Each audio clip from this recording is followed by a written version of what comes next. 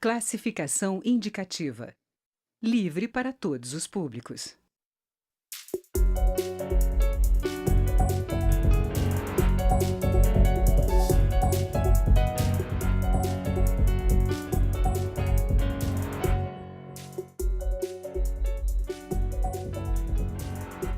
Olá! O ministro Edson Fachin, do Supremo Tribunal Federal, prorrogou o prazo para que a Polícia Federal conclua o inquérito que investiga o presidente da República, Michel Temer. Depois de concluído, o inquérito passa para o Procurador-Geral da República, que tem até 5 dias para decidir se oferece denúncia ou pede o arquivamento. Mas o PGR pode apresentar denúncia antes de o relatório da PF ser concluído. O Câmara Debate da Rádio TV Câmara vai discutir quais as consequências desses passos com os deputados Beto Mansur, do PRB de São Paulo, vice-líder do governo na Câmara, e Rubem Pereira Júnior, do PCdoB do Maranhão, vice-líder de seu partido. Deputado Beto Mansur, qual a expectativa do senhor se esse pedido vier aqui para a Câmara? Primeiro, cumprimentar o Rubens, a você, a todos os telespectadores. A expectativa é de que a gente derrube a denúncia. Lógico que nós vamos aguardar qual é a denúncia da Procuradoria. Ela deverá vir para a Comissão de Constituição e Justiça. Logicamente que o presidente vai apresentar as suas razões. Finalmente, depois de tanto tiroteio aí, ele vai apresentar as suas razões. E depois de votado na CCJ, vai para o plenário. E a oposição vai precisar de trabalhar muito, porque vai precisar de 342 votos para aprovar essa denúncia, coisa que eu acho muito difícil. Deputado Rubens Pereira, como é que o senhor acha que a Câmara vai reagir diante de uma denúncia do presidente, de um pedido de autorização para processar o presidente da República? Olha, não é algo comum. O presidente da República tem uma certa imunidade. Ele não responde por nenhum processo por crime cometido, por exemplo, antes do mandato. E, durante o mandato, ele só responde por crime em função do exercício. Vou te dar um exemplo absurdo. Se o presidente da República para um carro e mete uma bala na cabeça de uma pessoa numa parada de ônibus, ele não responde por aquilo. A nossa Constituição prevê isso, essa imunidade ao presidente para ele poder exercer bem o seu cargo de presidente. Depois ele vai responder, fica suspenso durante o mandato. Exceto para crimes comuns cometidos durante o mandato. E é o que aparentemente se avizinha. Foi um crime cometido durante o mandato, em função do exercício do mandato, e é isso que tem que ser investigado. É muito ruim quando a gente mistura a pauta da política com a pauta da polícia, com a pauta do judiciário. São duas raias diferentes. O ideal é que cada coisa fique no seu campo específico. Nós não devemos confundir essa pauta política com a pauta jurídica. Por exemplo, eu vou me manifestar sobre a denúncia concretamente quando ela chegar, se ela chegar. Se eu me antecipasse e dissesse que eu vou aceitá-la ou que eu vou rejeitá-la, ao meu ver, seria um julgamento político. A autorização é uma decisão política da Câmara dos Deputados. Nesse caso, diferente do impeachment, nem vai para o Senado.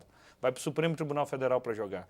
Mas nós devemos fazer uma avaliação jurídica dentro de uma casa política.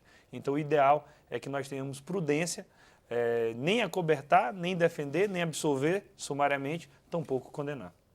A gente tem visto nos jornais dos últimos dias que tanto o presidente Temer quanto a base do seu governo acredita que isso deva ser um processo rápido, que isso não deve paralisar o governo, que o Congresso precisa votar aí as medidas que estão na pauta. O senhor acredita que esse deva ser um processo rápido dessa avaliação, deputado Beto Mansur? Eu acho que sim. E por que eu comento, fazendo até uma análise sobre o que o meu querido Rubens fala? Eu comento o seguinte, que nós vamos derrubar porque eu tenho conversado muito com o presidente da República. E houve, na verdade, a meu ver, uma grande conspiração contra o presidente, não só contra o presidente, mas contra o presidente Michel Temer, contra diversas lideranças que o próprio Joesley, que estava para ser preso e fez lá a sua composição com a Polícia Federal e com o Ministério Público para poder gravar. Nada me tira da cabeça que isso foi combinado antes para que ele pudesse gravar. Ele não pegou essa fita e levou para o Ministério Público e tentou vender isso para poder fugir do Brasil e morar nos Estados Unidos, gastando dinheiro que tirou aqui do BNDES de toda a população brasileira. Então, eu sinto que esta denúncia toda, houve uma grande conspiração contra o presidente. Por isso que eu acho que é importante que ele traga logo essa denúncia para que a gente possa se defender com rapidez e para que não atrapalhe o processo que nos interessa fundamentalmente, acho que até os próprios deputados, de uma maneira geral, que é votar aquilo que é necessário para fazer com que o Brasil retome seu crescimento. Você tem uma série de medidas aí para serem votadas. A gente não quer atrapalhar essa pauta, tanto que o Senado vota a reforma trabalhista, que é a última etapa para que a gente possa aprovar uma nova legislação trabalhista. A Câmara começa a retomar aí o trabalho.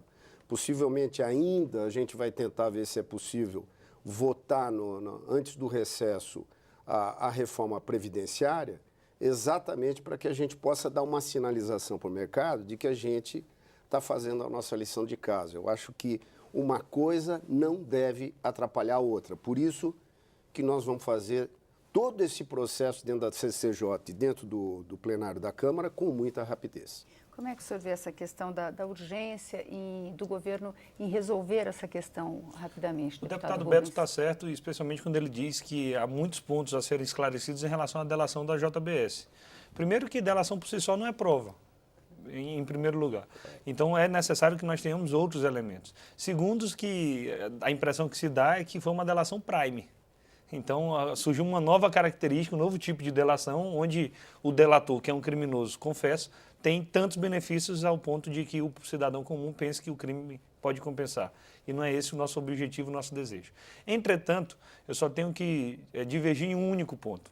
A celeridade não ajuda o presidente Michel Temer. O ideal é que ele respondesse o processo, apresentasse a sua defesa, que coisa que ele não fez na fase da Polícia Federal, para que não recaísse nenhuma dúvida sobre ele. Ele exerce o principal cargo do país. E sobre esse cargo nós não devemos ter nenhum tipo de suspeição. Impedir que o processo tenha seguimento agora, aguardar 2019, é persistir a dúvida. Afinal de contas, tinha dinheiro ou não na mala? A mala foi destinada a quem? A ele ou não? Até agora não houve contraditório, não houve ampla defesa. Ainda que ele não esteja envolvido em nenhum tipo desses atos, ele não tem como provar. As garantias constitucionais serão exercidas na fase do processo, não na fase da investigação. Por isso que a pressa, ao meu ver, prejudica a ampla defesa do presidente Temer. Quem não deve não teme, nesse caso, quem não deve não temer, e quem não tem nada a temer tem que responder sim ao processo. Eu acho que isso seria o que daria maior lisura. Rui Barbosa já dizia que justiça tardia não é justiça, mas a justiça muito rápida, ao meu ver, também é uma distorção. O ideal era que a gente seguisse o cronograma da Constituição, o cronograma do regimento interno, cada etapa dentro da Câmara, nem tendo muita pressa, nem amarrando demais o processo. Deputado, o senhor se referiu à gravação da conversa do Joesley Batista. A defesa do presidente Temer e o próprio presidente Temer têm insistido em que essa é uma gravação ilegal, que foi feita ilegalmente. Como é que o senhor vê essa gravação? E o próprio presidente tem insistido que ele não quer se responder a qualquer questão antes que fique claro se essa não foi uma fita manipulada. Como é que o senhor vê essa questão? Eu vejo da seguinte forma, está certíssimo o presidente em não responder para a Polícia Federal. Aquela série de 80 e poucas perguntas que foram feitas, uma parte delas com muita pegadinha. Se conhecia tal pessoa, se teve alguma relação com tal pessoa e etc., que não tem absolutamente nada a ver com o processo em si. O que é importante dizer é o seguinte, se o procurador Janot, ele vai fazer algum tipo de denúncia utilizando a fita, na minha opinião, ele tem que esperar a análise da fita que, a posteriori, foi feito pela Polícia Federal. Houve um grande erro, na minha visão, tanto do Ministério Público quanto do próprio Supremo, em homologar tudo isso e você pega, por exemplo, uma fita que não foi periciada.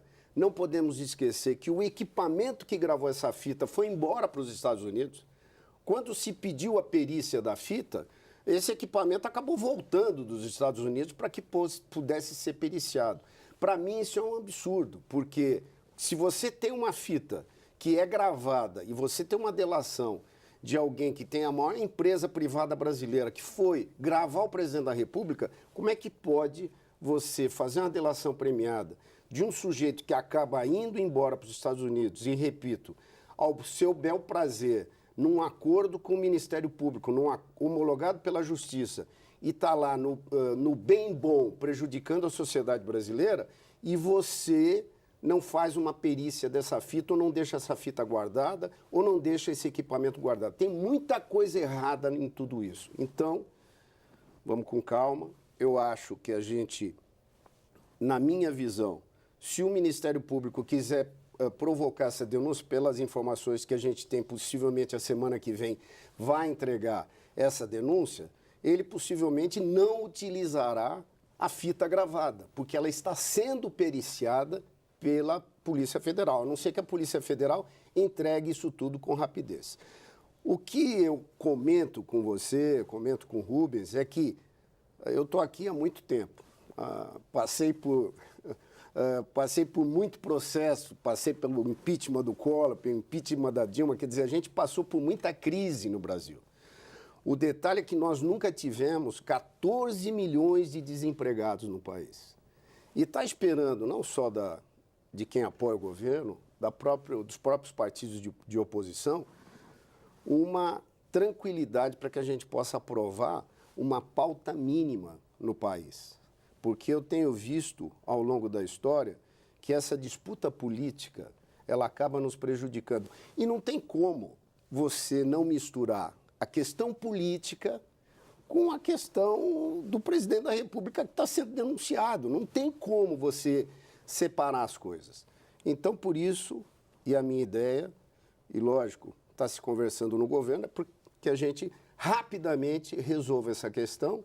Se você pegar, por exemplo, o TSE, estava se discutindo muito a decisão do TSE. O TSE decidiu, respeita-se a decisão judicial, ficou para trás. A gente tem que olhar para frente. É isso que eu detalho para você. E a gente vai fazer um pequeno intervalo e volta com a opinião do deputado Rubens Pereira daqui a pouquinho.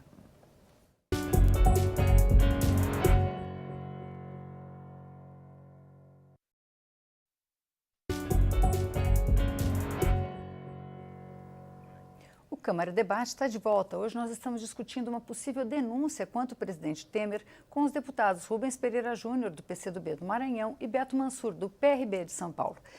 Deputado Rubens, a gente terminou ouvindo a opinião do Beto Mansur. Eu gostaria de ouvir a opinião do senhor sobre a questão de uma possível denúncia contra o presidente da República ser baseado numa gravação que está sendo periciada, que não se sabe ainda se ela está íntegra, e a defesa do presidente argue que ela é uma gravação ilegal.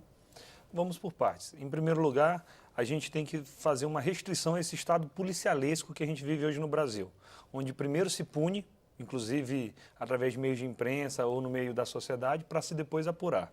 Calma. Em primeiro lugar, a gente tem que reconhecer que tem que combater a corrupção? Sim, mas tem limites. E o limite se encontra na própria Constituição Federal. Ela é que nos protege, inclusive, de eventuais excessos contra nossos adversários hoje, mas amanhã contra a gente.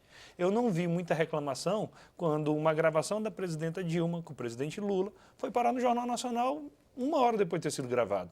Agora todo mundo reclama. De fato, há muita dúvida sobre se a ação controlada, onde um réu investigado vai lá e grava um terceiro, autorizado pela Justiça, se isso não se confunde, por exemplo, com flagrante preparado.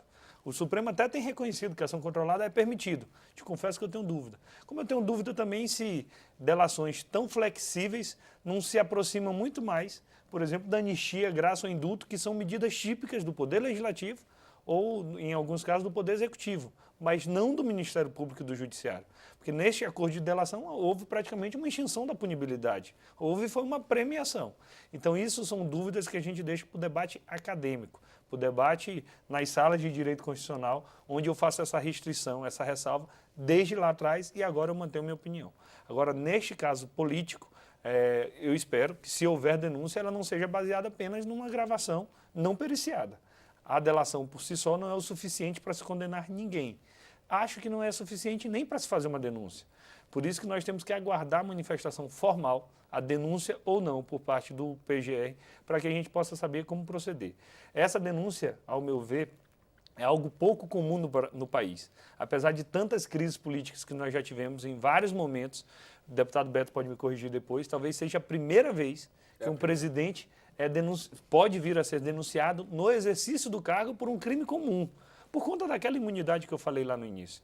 Então não é uma situação simples, não é uma situação ocasional, vacilante, pelo contrário, é algo grave que merece ser apurado da forma devida. Deputado Beto Mansur, o senhor se referiu no começo que a denúncia entra e vai para a CCJ, para a Comissão de Constituição e Justiça.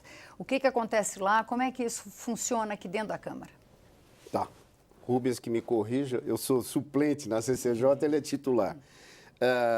Vem a denúncia da PGR. O presidente é notificado, vem para o presidente da Câmara, o presidente da Câmara manda para a CCJ e o presidente da República é notificado. Ele tem até 10 sessões da CCJ para poder apresentar a sua defesa. Ele pode apresentar na primeira sessão ou na segunda, como ele pode esperar até a 10ª sessão. Bom, previsão que, como a gente está procurando agilizar, que ele apresente na 3ª, 4ª sessão, que dá mais ou menos aí uma semana de prazo entre a apresentação da denúncia e a defesa do presidente. Deixa eu interromper o senhor para fazer uma pergunta seguinte. A CCJ, ela diz se o pedido pode tramitar ou ela diz se ela aceita o pedido ou não? Ela aceita o pedido. Ela mesmo que... Ela tem que convocar um relator, ela escolhe um relator. Rubens, me corrija, você está lá no dia a dia. Ela escolhe um relator e depois da apresentação da defesa do presidente, não volta para a PGR para fazer a sua contestação. Ela já fez a sua denúncia. Aí o relator tem até 5 sessões para poder formatar o seu relatório, fazer o relatório, votar o relatório e deixar pronto para ir para o plenário. Depois disso, eventualmente até a 5ª sessão, eles podem votar eventualmente até a 4ª sessão, etc., mas no prazo limite ela entrega para o plenário. O detalhe que é importante dizer a vocês, mesmo que o relatório que saia da CCJ seja a favor da denúncia ou contra a aceitação da denúncia, obrigatoriamente tem que ir para o plenário. E o plenário, ele vai precisar de um quórum, ou seja, um número de deputados que estejam registrando presença de 342 componentes no mínimo, para que não se corra o risco do presidente abrir uma sessão com 257 e colocar para votar. Não, ele precisa de no mínimo 342 deputados. E aí, quem for favorável à denúncia, mesmo que o relatório seja contrário, mas quem for favorável à denúncia tem que colocar 342 votos a favor da denúncia. Muita gente falando, o governo precisa de ter 171 votos, que é a diferença entre 513 e 342 dá 171 votos. O presidente não precisa, a base não precisa de 171 votos. Quem quiser formular e dar continuidade na denúncia precisa de 342 votos no plenário. Deputado Rubens, o Congresso passou há pouco mais de um ano por um processo de impeachment. É uma votação bastante desgastante, é um processo bastante desgastante. Como é que o senhor acha que vai ser essa tramitação aí? Só para a gente ter uma noção, a dupla vacância dos 2 cargos, presidente e vice, a dupla vacância não ocorre no Brasil, salvo o melhor juízo, desde Getúlio Vargas e Café Filho. Então, é muito tempo. Nós tivemos, inclusive, Jânio Quadros e João Goulart, mas não ocorreu a dupla vacância. É verdade. O segundo foi interrompido o mandato. Não foi uma dupla vacância, ou por impeachment, ou por renúncia, ou por morte. Então, é algo que não é comum. Em outros tempos, porém, uma crise política dessa era resolvida na bala ou na espada. Hoje, não mais. Hoje, as instituições funcionam, a gente tem a Constituição como parâmetro, e é isso que vai balizar a gente. Então, o deputado Beto, inclusive, foi assertivo, perfeito na definição do que vai acontecer na Câmara. A CCJ vai dar um parecer. Ela não é vinculativa ao plenário. O plenário é soberano. Mas na CCJ é onde é oportunizado a fase da ampla defesa. Ninguém pode tomar uma decisão de afastar ou não o presidente da República sem que seja oportunizado a defesa para ele. O parecer pode ser favorável ao presidente ou ao contrário. prosseguimento pode não. Ser. E é apenas um parecer. É algo que a comissão diz assim, olha, parece que é isso. Mas quem vai decidir é o plenário de forma soberana. Foi assim, inclusive, no impeachment. E o quórum no plenário é um quórum especialíssimo, é um quórum de 2/3. É o maior quórum da nossa Constituição. Maior, inclusive, que o quórum de emenda à Constituição, que é apenas 3/5, 60%. O quórum de 2/3, de 66%, é o maior quórum para estes casos. Qual é o caso? Processamento em crime de responsabilidade. No caso de crime comum. Qual é a diferença? O crime de responsabilidade, quando é oferecida a denúncia pelo cidadão comum perante a Câmara, o presidente da Câmara tem que fazer um juízo de admissibilidade. O presidente Temer já tem mais de 20 pedidos de impeachment na Câmara. O presidente da Câmara, ao seu juízo, decide quando quiser, da forma que quiser. Isso não tem dado sequência. Já a denúncia por crime comum é diferente. A denúncia apresentada, imediatamente o plenário tem que ser consultado. Imediatamente seguindo o regimento, ou seja, 10 sessões para a CCJ, 5 sessões para parecer, para finalmente poder ir para o plenário com oportunidade de defesa a qualquer momento ao presidente. Se ele quiser vir falar na CCJ, se ele quiser vir falar no plenário, tudo isso está garantido. Para depois ser julgado. No impeachment, quem julga é o Senado. Nós tivemos isso com a presidenta Dilma. No crime comum, quem julga é o Supremo. Quem julga crime comum é o Supremo Tribunal Federal. A denúncia poderá ser recebida ou não no Supremo Tribunal Federal. A fase na Câmara dos Deputados é de autorização política, para evitar algum caso de conluio, de um conchavo, de uma tentativa de um atalho à Constituição. Foi o que, ao meu ver, aconteceu na época do impeachment da presidenta Dilma, onde havia, sim, uma arregimentação feita pelo presidente Eduardo Cunha com o vice-presidente Michel Temer. O Tempo confirmou isso depois. O próprio Temer falou, se o PT tivesse votado a favor da cassação do Cunha, não teria tido impeachment.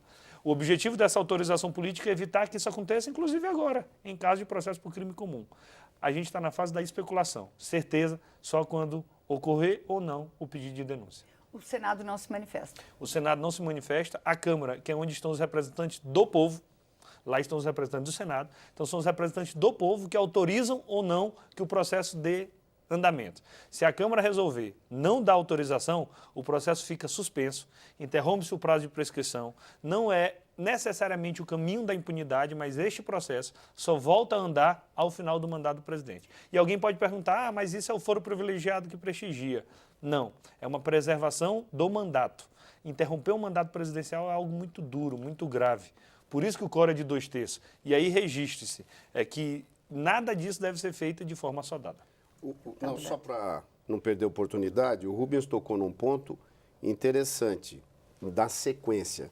Se numa eventualidade o plenário da Câmara, por maioria de 342 votos ou mais, aceitar a denúncia, quem vai decidir vai ser o Supremo.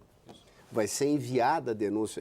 O presidente possivelmente tem um processo e etc. de afastamento, mas quem decide se dá continuidade no processo é o Supremo. Se não se conseguir os 342 votos, que a gente trabalha logicamente para isso, para encerrar isso, o processo fica dormindo até, eventualmente, depois do presidente completar o seu mandato. A gente tem só 1 minuto para terminar o programa, mas eu gostaria de saber dos senhores rapidamente, se caso ocorra o desfecho que os senhores acreditam que vai acontecer, cada um tem uma opinião provavelmente, o país resolve a questão e continua?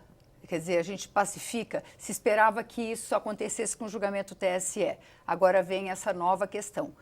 As coisas estão resolvidas, o país pode seguir em frente, deputado Beto Mansur? Nós temos pedras no caminho, tiramos a do TSE, resolvemos a questão da nossa relação com o PSDB, que é um partido importante para ficar na base, no dia, logo depois do TSE, e a gente tem a denúncia pela frente. O que nós não podemos, eu acho que o Rubens até concorda com isso, é que nós precisamos fazer com que a casa funcione. A Câmara e o Senado, a sociedade que está nos acompanhando espera isso.